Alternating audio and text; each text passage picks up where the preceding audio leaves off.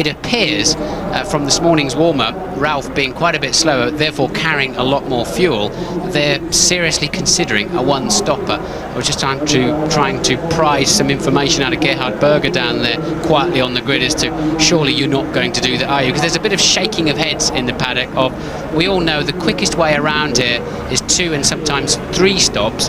Everybody did a 2-stopper last year because the tyre degradation is normally higher than the advantage you gain as your fuel load goes down, and you should stop at an optimum time, especially as it's just about 21 seconds to make a pit stop here, because if Ralf is on a one-stopper, he can spoil everybody's afternoon by holding them up so they lose the sort of 22-second advantage we know there to be in stopping twice during this race. So Ralf then on very used tyres there, we saw, and Häkkinen then has lost the engine. Häkkinen will start this Grand Prix from the back of the grid. Mika Häkkinen once again on the parade lap has stalled his car. Of course, remember back in Brazil, he stalled it actually at the start, so it's not been a good season for getting away off the grid for Mika Häkkinen. I don't know what's going on there. Mechanics furiously working on the car, and Mika Häkkinen, before this race has even begun, has put himself right out of contention. Now, will they be able to get that car off the grid in time, Martin? I think they should get it easily started up in time, James. Yeah, it's quite a slow lap, this early lap, so he'll easily catch the back of the pack, where the team can try once again to start that car, and he can start the race from the pit lane. What a miserable season for Mika Häkkinen so far. Scored just 9 points in the first 9 races of this Grand Prix season. Astonishing to think that the 2-time world champion who won the 98 and 99 world championships has been in so much trouble, and once again his bad luck continues. There is De La Rosa's stranded Jaguar Cosworth.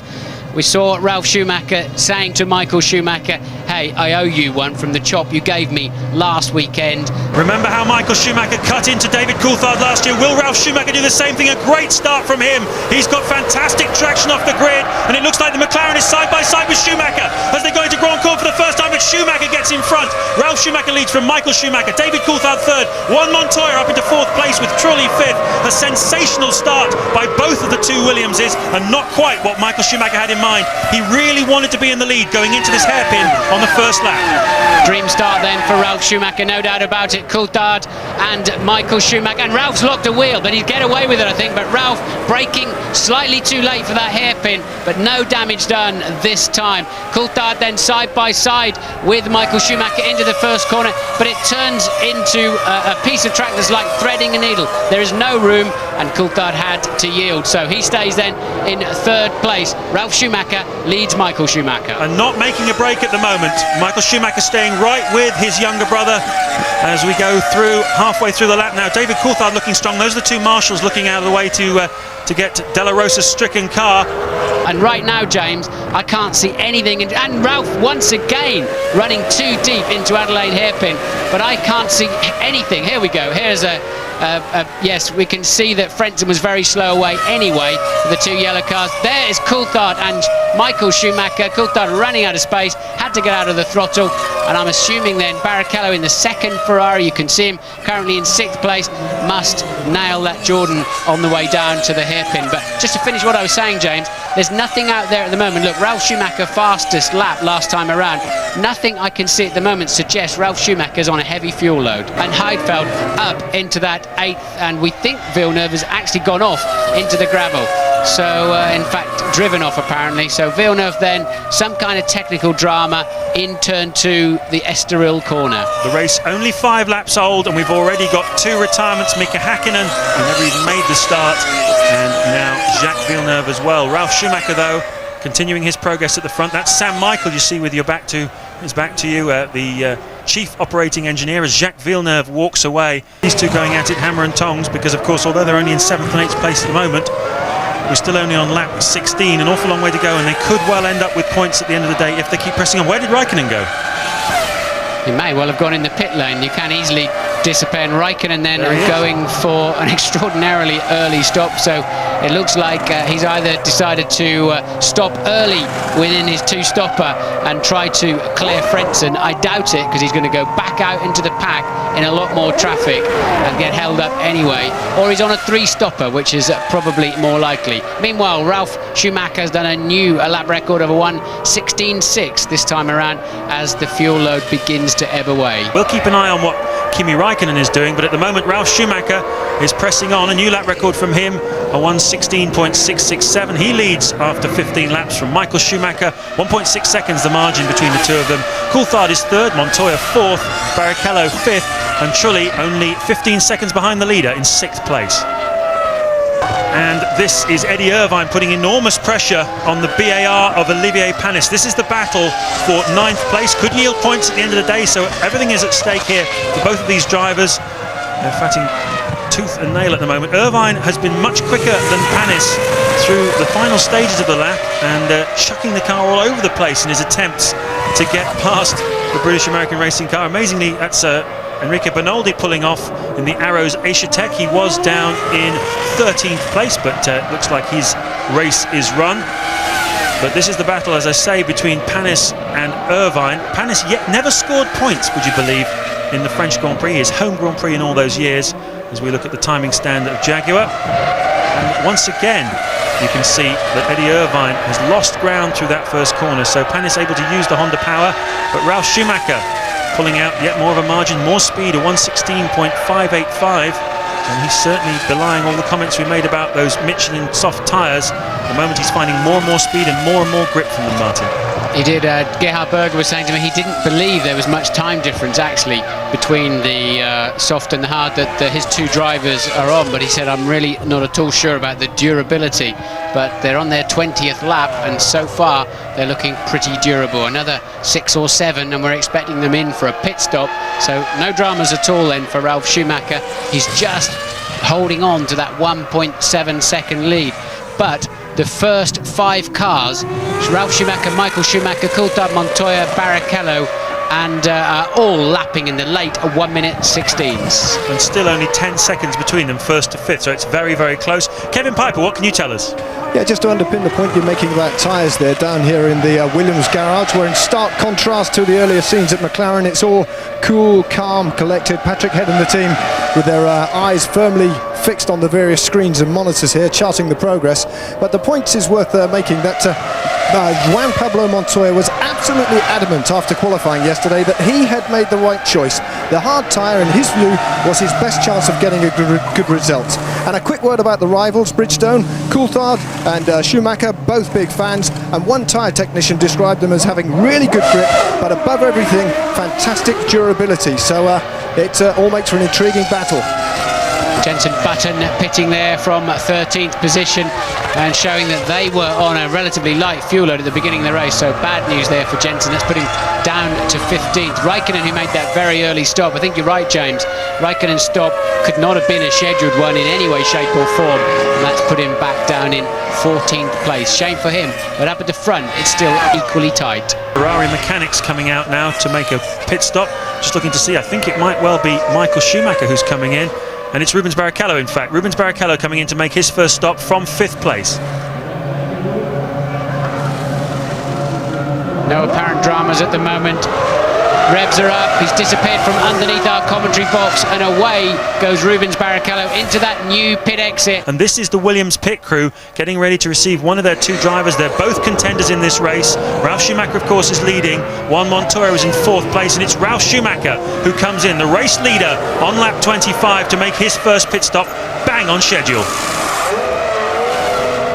Tidy work so far. Fuel going in. Look at how old those tyres are, Martin.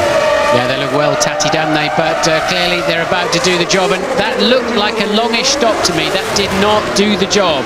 Yes, that's at least 2 seconds longer than it should normally take for a 2-stop pit stop, so the window has now been opened for Ferrari. Michael Schumacher, can he get the hammer down? He was just 2.4 seconds behind his brother when his brother made his pit stop that time round. And Ralf certainly seemed to have the fuel hose on for quite a while, but I think the delay there was the right rear tyre. And there he goes, Schumacher then, your current race leader in the pit. Well, he sat his fastest first sector of the entire race at the beginning of this lap. His middle sector wasn't too bad. He was 2 seconds behind his brother when he came in, but after a slow stop for Williams, they lost time. What's going to happen here? A cracking stop by Ferrari. Is this going to be enough for Michael Schumacher to take the race lead? He's going so slowly, it must feel like an eternity down the pit lane. And has he done enough? I believe he will have done enough. I would be very surprised if that's not enough for Michael Schumacher to have got out in front of Ralf. It was a turn a bit second, quicker stop. He had a quick in-lap too. And there he is. Yes, he's done it. Ralf Schumacher then now demoted to second place. We think he took on about 74 litres of fuel, so a moderately short middle stint of the race then for Michael Schumacher. So another solid 10 out of 10 for Michael Schumacher this afternoon, and nul point for Coulthard will pretty much put another nail in the coffin of Coulthard's championship hopes, although we still, of course, and there's the confirmation, we still have plenty of races left in this World Championship yet. Another 7 races, and well, a very forlorn McLaren pit crew now coming out to get the stopwatch ready to time David Coulthard's stop and go, because of course the team have to do it themselves, don't they, Martin? Yes, they do. He will stop at his own garage and they cannot touch the car. He has to be stationary for at least 10 seconds. And well, that's the second consecutive Sunday a good race has been spoiled by necessary penalties, I'm afraid. I mean, you can't even stop and talk to the policeman and try and talk your way out of that and pretend you're on your way to your wife having a baby or something, can you? You're nicked and that's it. You've got to come in, argue about it later with the judge. Well, one member of our team, of course, this weekend has already had a run-in with the constabulary on a speeding offence. David Coulthard is just going to be having to come in and make his 10-second stop and go penalty. Here he is diving into the pit lane, was in 3rd place. This is going to drop him down, I imagine, to about 6th or 7th place, possibly behind Jarno Trulli. A disaster for David Coulthard. Trulli's about 34 seconds behind the 6th place man. This will definitely put Coulthard, though, down into 5th place. Did you see Barrichello was only 2 seconds behind him anyway? Barrichello having a tidy middle part of this Grand Prix as Coulthard rejoins. And once again, Bertie clumsily letting people past him. Yes, Bertie down in 12th place. Not a bad run for him, but he's already been lapped. We've lapped everybody now up to 11th place. The next man to be lapped will be Olivier Panis, and the man who will be doing it will be this man here, Michael Schumacher, currently leading the World Championship and currently leading the French Grand Prix, already 4 times winner here. He's 7.7 seconds clear of his brother Ralf. Rubens Barrichello in 3rd place, Coulthard 4th, Montoya 5th, Jarno Trulli 6th, Heidfeld and Frentzen having a great battle in 7th place. Then it's Irvine in the Jaguar 9th, and Kimi Räikkönen still going strongly in 10th place in the Sauber. And it's only 14 laps ago, in fact, he made his stop. Is he coming in this time by? Well, they may have elected to do that because they think that if they get him in, get him some clear air, they will have calculated where he will rejoin the racetrack. Is there any traffic in that zone?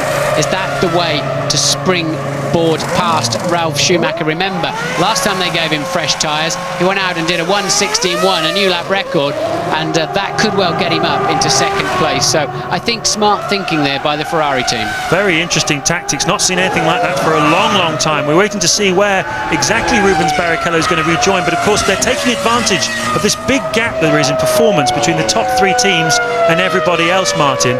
They're able to just use that big void, that vacuum, move the cars around and slot them in with no risk of being passed by the BARs and the Saubers of this world. Let's take a look at this first. Yeah, Irvine then getting position into the chicane. Frentzen nowhere to go. He just elected to scream across the no man's land there, and that is cheating. That is not within the regulations. I'll be amazed if he doesn't get some kind of penalty, a stop and go penalty for that. What would have been smart there, and yes, he has let him through, look, and it is Ralf who comes into the pit lane, Kevin Piper. Yes, and the other big story, is it going to be Ralf being told to defer to Montoya, or are they going to let them just go out and do their own thing? Patrick Head and Sir Frank Williams were locked in conversation just moments ago before this pit stop, and Ralf makes a quick exit, but it's going to be interesting because fairly shortly we should know who's going to come out on top in the battle here at Williams. But I think the damage is already done, Kevin, because Michael Schumacher 20 seconds in the lead last time around, and we're expecting a Ferrari in this time too, and it must be for Michael Schumacher. We saw Barrichello pitting a few laps ago, so Michael Schumacher then in this time around, we believe. Yes, and he's only 19.9 seconds ahead of Montoya, and that's not going to be enough for him to rejoin in front of the Colombian. So Montoya will again lead the race, I believe, after this pit stop. Michael Schumacher dives in. He needs to make this as quick as he possibly can. No pit lane speeding, of course, for him. They'll have warned him of what happened to Coulthard. No one wants to make that same mistake as David Coulthard made. New tyres going on, brand new tyres. So far, so good. And this is where it pays off for Michael Schumacher when he does not do that extra run in qualifying. He saves new tyres from the Friday morning, for the Saturday morning as the regulations now work out, through to, it wasn't a particularly good stop, James, was it? Montoya, I believe, will take the lead again, and he does so. Montoya then flashes through the foreground, but he's got to stop again. Michael Schumacher has not got to stop again. Indeed he has. We thought Montoya might be trying a one-stopper, but as it turned out, he stopped very late, of course, but he did put a normal amount of fuel into the car. So it's all to play for here. Going into that Williams, and is that Frentzen? He's having a miserable afternoon. Frentzen spinning in the final corner, and once again with traction control. That's a bit confusing how that can happen. Absolutely. We've seen a few high-profile spins this weekend. Here it comes. Round and round he goes. John Lacey had an extraordinary spin yesterday out at the Grand Cours. Here's Juan Montoya, race leader though, on lap 51, making his stop. Everything fairly routine for the moment. A little bit of hesitation there, front jack man. Montoya right on the rev limiter and launches it down the pit lane. Where's he going to rejoin though? That's the question. Is Coulthard going to come into play? Is Ralf Schumacher going to come into play? Because don't forget that Ralf Schumacher and Montoya were right together on the racetrack before we got into the pit stop sequences. And Coulthard, I believe I saw Coulthard go through from a long shot. Minardi and a McLaren look quite similar on the colour schemes, but I believe, yes, there is Coulthard is ahead. And so that's, yeah, Coulthard then ahead, and Ralf Schumacher is fifth. Where did Montoya come out? And Montoya pulling off the racetrack. Yet another retirement for the Colombian. Looks like some smoke coming out of the back of that BMW engine. What a shame then. Montoya had regained fourth position. Barrichello's up there in second, followed by Ralf Schumacher. Then it was this man, Montoya, followed by Coulthard, but clearly some kind of engine drama, we would imagine. And Button then off the racetrack. Jenson Button appears to have spun out of the race. I think that's just residual smoke out of the engines there from the fact it's been switched off while it was in doing an awful lot of hard work. So final lap then, Michael Schumacher is on his final tour. I don't see anywhere now that Coulthard's going to have an opportunity to take that third place, and we pick up then leader Michael Schumacher. Yes, he's had a sensational season so far, 5 victories. He's averaging almost 7 points a race, and last year when he won the World Championship he was averaging 6, so he's already well ahead of his own averages. He's breaking records left, right and centre. This is for his 50th career victory, and Michael Schumacher, where will it all end from him?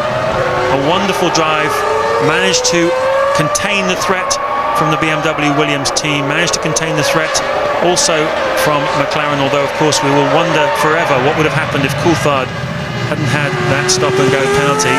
Perhaps we would have had a repeat of the battle through Chateau d'Eau for the last time. Down towards the chicane comes Michael Schumacher.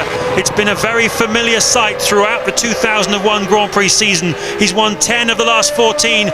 Michael Schumacher wins the French Grand Prix for Ferrari.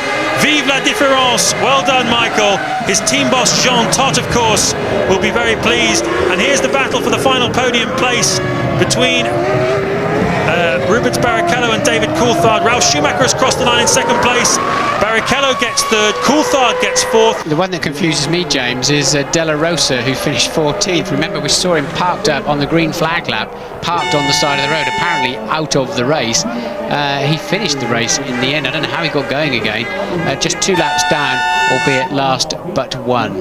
There's confirmation of the result. You can see, in fact, pretty close at the end between Barrichello and Coulthard, but no way through for the Scotsman, and that means, I'm afraid, for David Coulthard, that he's now 31 points behind Michael Schumacher, and that's a pretty tall order, isn't it, Martin, with just 7 races remaining in the World Championship? It's very tall. It's not impossible. Of course, there's 70 points max available, but he needs Häkkinen up there helping him. He doesn't need the Williams team up there taking points away, and at the moment he could be using Williams to take points away from Ferrari if he had a faster car, if he was having a better run, but it's the other way around. Michael's able to not only beat the McLaren, he's able to put the Williams between him and those 2 silver cars as well, so Michael looking seriously strong.